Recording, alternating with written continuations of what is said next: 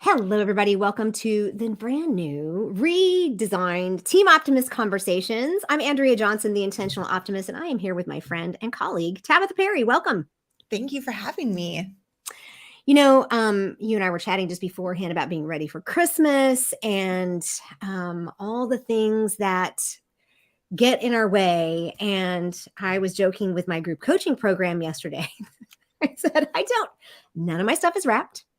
And I said, so in order to not be up till midnight, because we have to open on Christmas Eve. So, because we travel on Christmas Day. And in order to not be up till midnight the day before on the 23rd, I said, I'm going to wrap 3 presents each day. And I got on a call this morning with another, she's my mom, a team member who happens to be in that group coaching program. She goes, did you wrap 3 presents? I said, Accountability. and I said, I put them in the boxes. And, when it's a lot of clothes, it's like I allocated things because then I can do a wrapping, what do you call it? Assembly line, right? I can do that. Yeah. But one of the things that you and I really connect on is we both are big on kind of the plans. And I love that you talk about small edits. And, one of the things that we kind of joke about, and my friend always says this about me, is I'm very shiny object oriented. And so when you said, let's talk about, I said, let's do something the Christmas week so that we can have something out there for people to just a little bit of education. And you said, I kind of have this thing, distractions that hold us back from starting our next chapter. And I'm like, oh, that sounds really, really good. So I kind of want to turn it over to you and talk about this at this really timely moment in the year. Even if we're not Christmas celebrators, it's just a lot. We have, what's today, the 21st. So we literally have 10 days left. Yeah. So let's start talking about distractions and what they do to us and about us. So for anybody that doesn't know you, why don't you just give them a really quick, this is who I am. Yeah, Okay. absolutely. So I am a life coach and I absolutely love helping women break down big problems into small little edits. And so I like to call them edits because changes can feel big and overwhelming. But when we make small edits in our life, it just feels more manageable. And I absolutely, again, love working with women because I think women are powerhouses. And I think that society today, it's kind of confusing how women can act. And I think it's really important that we kind of tap into who God created us to be and take back our power the way that it's supposed to be. Yeah. And one of the things that people ask me, why do you think women are unconventional leaders? I'm like, because we are designed to lead in a way that nobody recognizes. And so we kind of come in ways that people don't expect. And especially in the Western world, we have been trained to think that leadership happens in a specific way, especially in business, and it does not.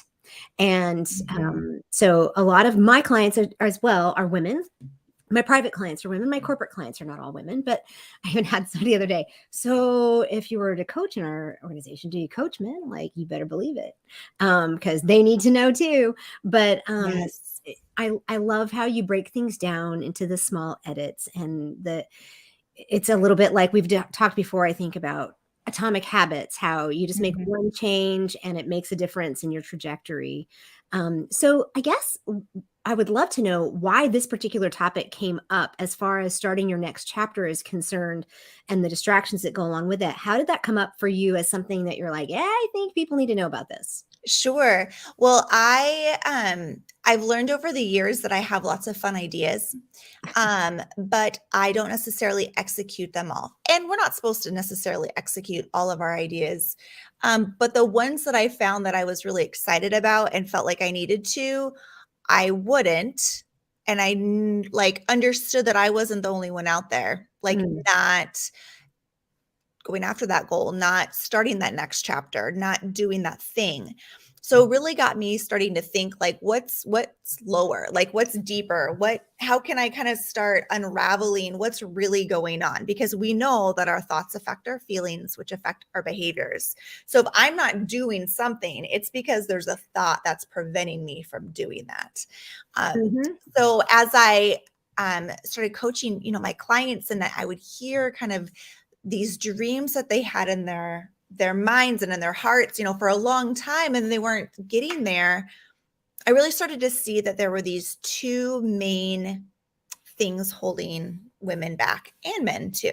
And there are these internal and external distractions. And I also want to preface that distractions are normal. Like, you don't get to a place in life where you're like, there are no distractions. Like, you never arrive. It is just, you found habits and routines and tactics and strategies to address them quicker and to filter which distractions need to be, addressed and which distractions need to be ignored.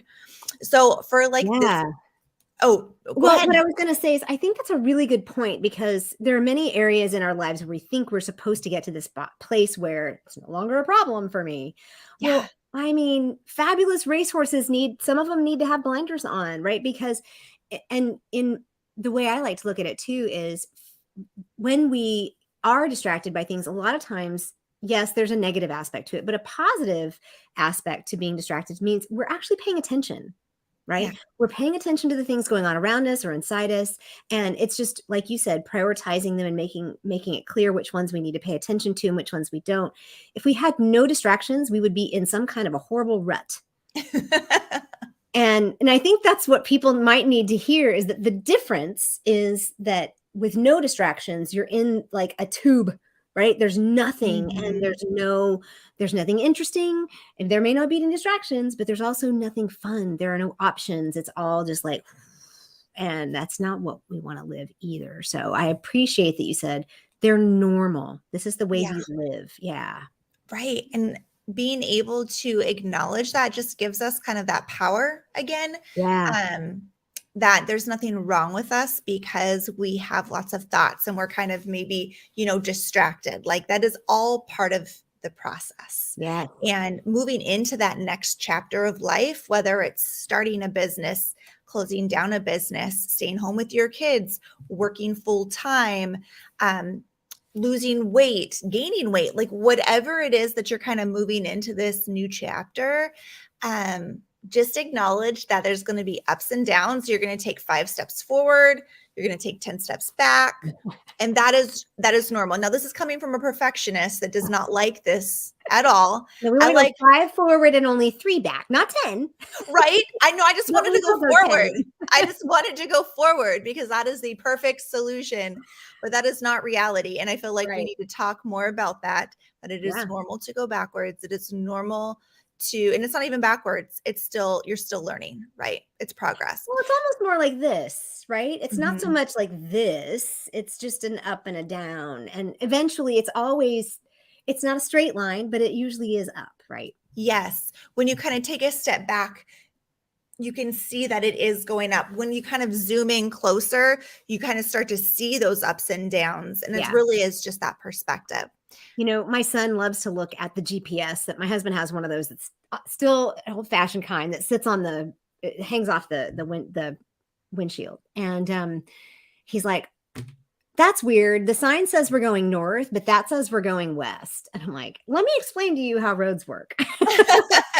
Because it might be that the road goes generally north, but it goes west and north and sometimes south. And if these are country roads, that's how it works. So that's another good analogy, I think. Oh, I love that for sure. Because it's the end destination. Well, it's the journey, but you know where you're going. And I think that's one of the main things too, is when we're kind of starting this next chapter in our life, we really need to kind of have specifics in our mind of like where we're going. Yeah. Because if we don't know where we're going, it's going to get really confusing. Yeah. And so just taking that time for that clarity of that next chapter. Sure. Really helps.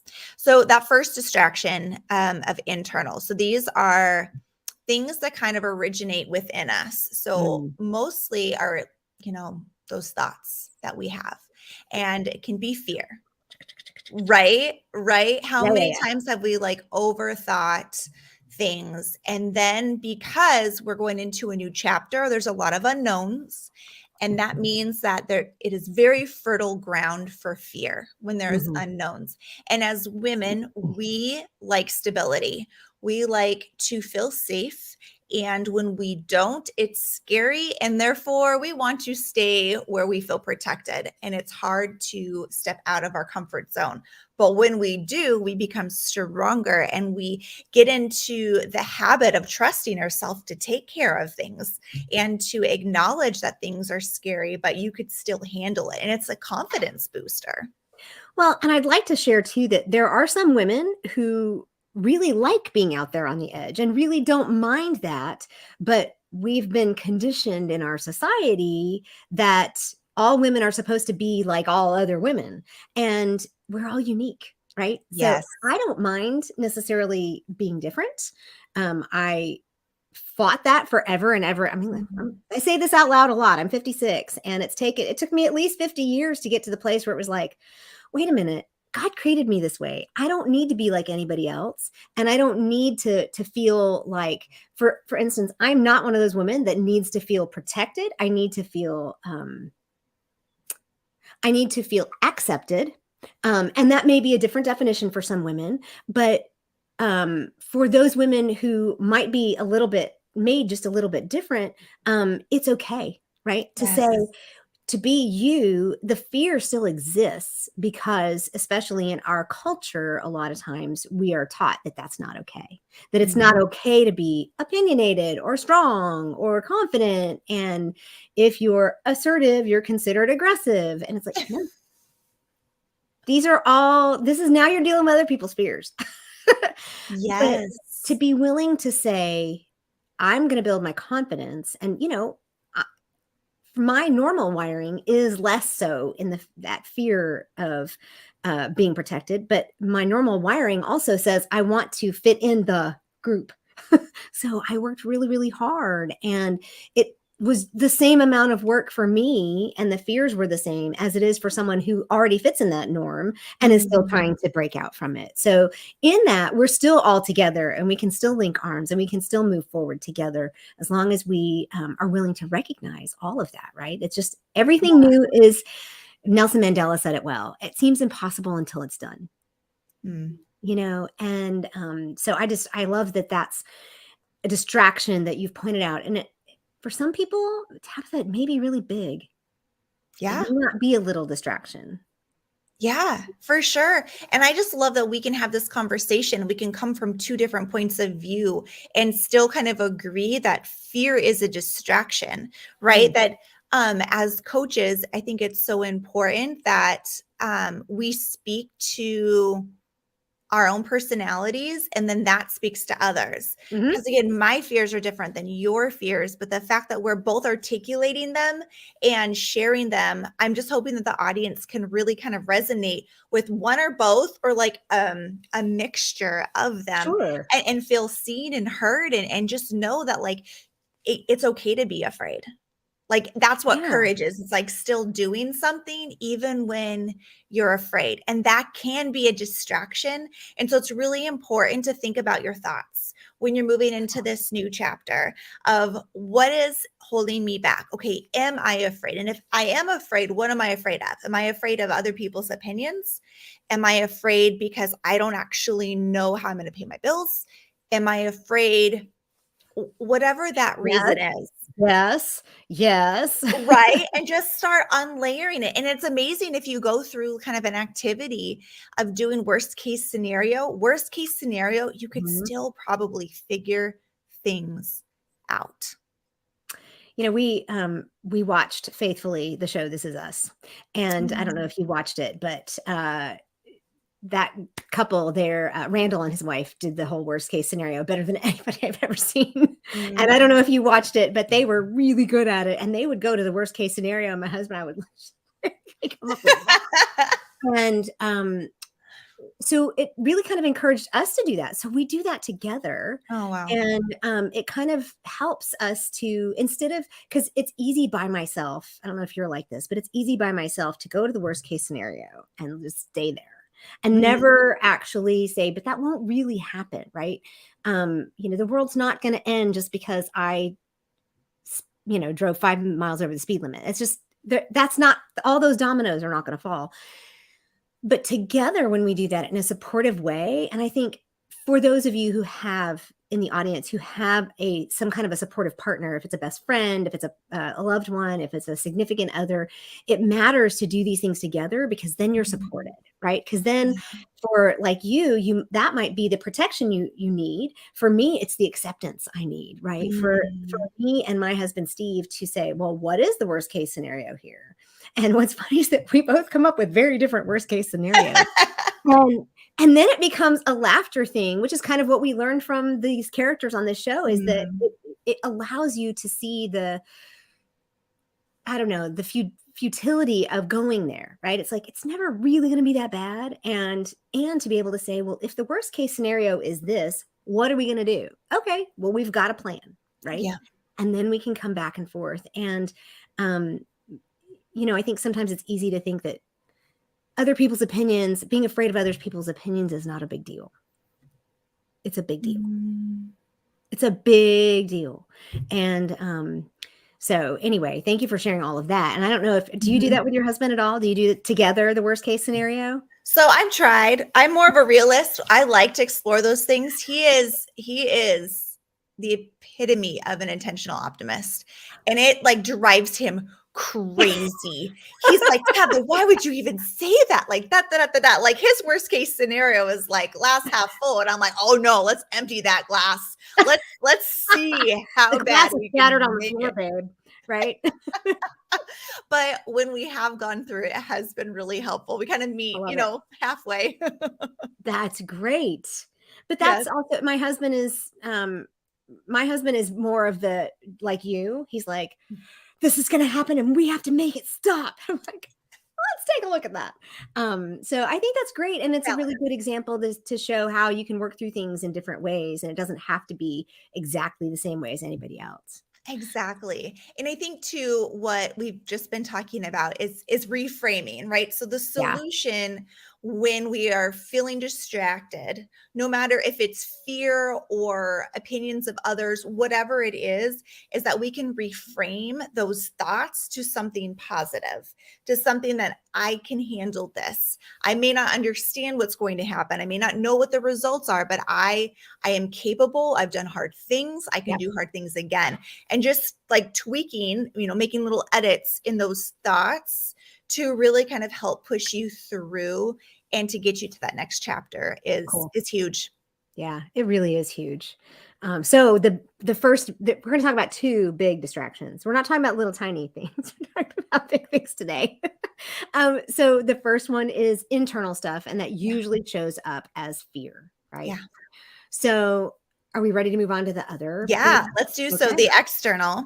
So this is any distractions that originate outside of us. And there is a list of what those can be, right? Like I've got my cute little 8-year-old running around because she's homesick. That's an external, distraction from when I'm trying to do things. Yeah. However, one of the things that I've found throughout my journey of being an entrepreneur and just my life is actually opportunities. Those can be a distraction, whether they're financial or entertainment. They can be relational. They just seem so persuasive. And again, this kind of goes back to like, you really need to be specific on what that next chapter is. You really kind of need to know what direction you're going in order to know if this is a distraction. Is it this opportunity is going to get you closer or if it's going to get you further away? Yeah. This is my main distraction. Because I am welcoming and open, and I love new connections and all kinds of opportunities. And that's part of intentional optimism, is looking for those opportunities and helping other people see those opportunities. And I've had one recently that I was seriously debating, and it had to do with what I'm doing with my podcast and maybe repurposing it and using it. And I don't know what I'm going to do eventually, but I've learned that, and this goes back to what you said in the internal, was learning how to trust yourself. And for me, because I am constantly paying attention out here, I do get a little bit of shiny object syndrome. But I've also learned that it's okay for me to test things out and to see if what my gut tells me. And I am one of those people. I'm a thinker, and I can process all the logic and all the worst case scenario, but I need to know in my gut, is it a yes or no? And and we can talk about some ideas that you have for helping people make decisions on evaluating opportunities. But for me, I find that I have to actually look at where I am and where I want to go, right? It's like, look at that point on the horizon. Is this going to get me there, or is this going to take me in a detour? But I also need to pay attention to, do I feel an urgency about this that's not normal? Right? Yes. And with sales pages these days, and it's like, I was joking with you about my Healthy Boundaries Make Happy Holidays course out there. And I'm like, I don't think people believe they can really do it, so they're not buying it. And part of it too could be that my sales page is not like this, you have to buy it today or it's going to be gone. And, I don't do that. And because I don't believe in that. And, but I fall prey to it just like everybody else, So I'd be very curious to hear, how do you walk people through evaluating what opportunities to take advantage of or not? Because you and I are both entrepreneurs. We talk to a lot of entrepreneurs, but we don't want this information to only be for entrepreneurs. It's applicable to everybody. Yep. So how do you walk people through that? Absolutely. So for me, I'm a faith-based coach. So you don't necessarily have to be a Christian to work with me, but that is something that I constantly bring up. And so there's always the priorities of like, does it align with like God and like his morals and ethics? Kind of that first filter. And then an idea of, is it going to affect your family unit? Is it going to take you away from them or allow you more time? Now, it's not always bad if it takes you away for a certain amount of time, but for longer periods of time, you really kind of need to consider, what are the needs of the family? Are your children needing you? Are they smaller and kind of need more face-to-face time? Or are they older and more self-sufficient and you can kind of take that time? So being able to kind of filter through the other people in your life, right? Because for many entrepreneurs, it's not just our business, because it would be really easy if it was, but we've got other responsibilities that we have to, figure out. Another thing that I think is really important too is I'm like you too, like the gut part, like I really need to feel good about something, but even just doing a pros and cons sheet, like kind of getting back to the basics of like, okay, this opportunity is like, here are the pros and here are the cons, and let's see where we're at. And then actually we just had this situation happen over the weekend. We had sick kids. There was this opportunity for me to go to an event, but I had told my husband that he could go away for the weekend and do his like annual plan and just have some like his time.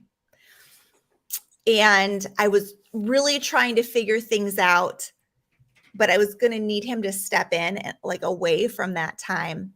And I realized that I needed to go back to my original commitment. That there was some distractions out there that like really some fun opportunities that I could have done, but I needed to go back to my original commitment. And that was that I had promised him that weekend away. And it wasn't fair that just because something really cool was coming up, that I would disrupt everything that I had already committed to.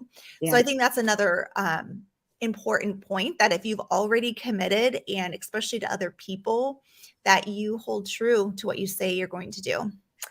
Yeah, some of that's just having character, right? It's how we want our character to play out. And we've had a couple of those kinds of situations where things have popped up that one of us wanted to do and the other one had to step in. But I find that as we grow, and this is of course in a family unit, and if you're not in a family unit, then you have other people though that you have made commitments to.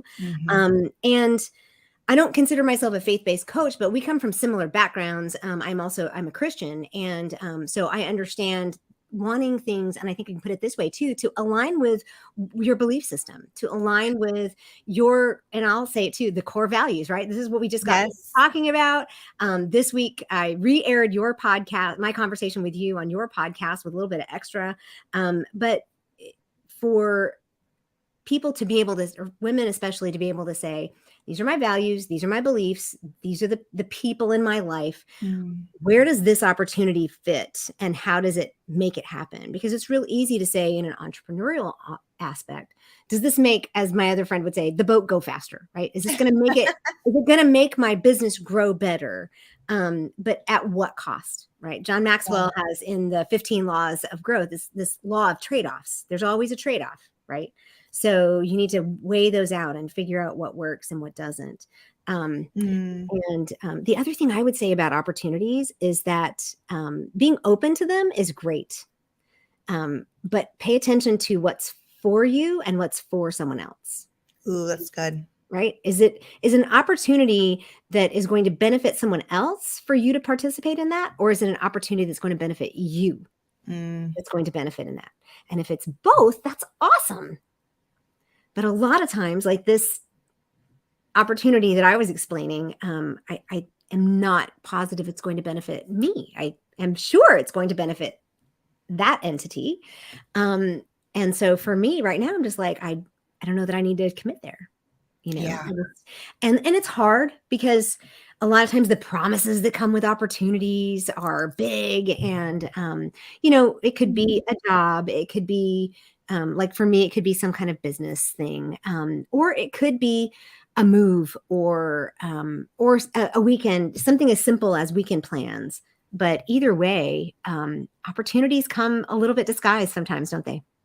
They really do. And being aware and open for them is so important, and to have the confidence to know, okay, I'm going to figure out if this is a distraction or something I really need to jump on. Yeah. And I mean, you're not going to know until you try. So that's when those things like not letting fear hold you back, especially if God's put something in your heart that Yeah. he's wanting you to move on. Like you're supposed to be doing something. You know you're supposed to be moving forward and you're not. And when there's opportunities, sometimes there's only a brief amount of time and we have to make decisions quickly. And so the more often that we can kind of our own personal decision tree and we get used to doing that, then it makes it so much easier to kind of filter through, okay, is this a distraction? No. Okay, no, this is an actual opportunity. Let's jump on it. Yeah. I think it was Seneca that said luck is when opportunity meets preparation. Right? It's that cross of preparation. And in order to do that, I loved your decision tree word because I use that a lot. It's like, if it comes in the door, is it A, B, whatever? And as you go down, and if y'all don't know what a decision tree is, look it up because it's a really great way to think about things. And if it's not the way your brain works, you could even do it on paper. You see them a lot in you see them in questionnaires, like, are you this or that? And then it's this one, and it's going to take you to a different set of questions. You just don't see behind the scenes where it's taking you to this different set of questions when you've answered a different way. But really quick, we've kind of talked about how to filter out things that we don't want to participate in, that we are considering a distraction. What about when we consider it, oh, it's not, how do you know when it's not a distraction? Is that what you were talking about when you said, is it going to, because if the window is really small, then that's when my anxiety goes up. It's like, oh, am I going to feel urgency about this? It's not really real. What is the biggest thing for you that helps you see yes is the answer? Well, I think having, if the information that you have isn't enough, then go to your people, right? Okay. Like text someone, call someone, be like, hey, I have this opportunity. Can can I bounce this idea off of you? Is this a distraction or is this something that you think I should move on? Now, being a solopreneur, you don't necessarily have someone all the time. And maybe it's a spouse, maybe it's a friend, a coworker, whoever that is, but just being able to kind of have people to bounce ideas off of, I think is really important. Especially when, it may be a big deal on whether or not, but then also just know that if you make the wrong decision, whatever it is, you learn from it. And then next time you'll be okay. Yeah. And I think I was just sitting here thinking, the worst case scenario can work in this too. Because what is the worst case scenario that could happen if I do this or if I don't do this? And so it can play out in either direction and help you see what it is. Okay, so let's wrap this up. Is there any one piece of advice that we need to know as we're heading out the door for this, as we start Yeah, thinking for about the sure. next So chapter? the solution for the internal distractions was reframing, and the solution for the external distractions is boundaries, is when to say yes and when to say no. So that way you can say yes to the great and no to just the good, right? And so I Mm, think sometimes when we, again, I like those like really basic edits that we can make in our life, reframing and then boundaries. Those just are really yes. helpful with moving forward, especially when there's that unknown of going into the next chapter of life, which is really exciting. Yeah, and, I think it's really important that we celebrate those for each other and make ourselves available to each other to help. Because I do have people to bounce things off of, and, but we all have something going on almost all the time. Right. But this has been a great conversation, and I think it's so timely, especially as we head into the new year, because that's when people are thinking about making changes. Mhm. So, Tabitha, where's the best place to find you? You can find me on Facebook and Instagram. Excellent. So Facebook or Instagram, and if you're watching this, it's on YouTube, LinkedIn, and Facebook. So make sure that you follow Tabitha. She's got some great stuff on both those feeds. And Merry Christmas, happy holidays. And I am so glad you're here. Thank you so much. Oh, thanks for having me. I so appreciate you, Andrea. Y'all have a fabulous day, Yeah. and we will see you next time. Merry Christmas. Merry Christmas.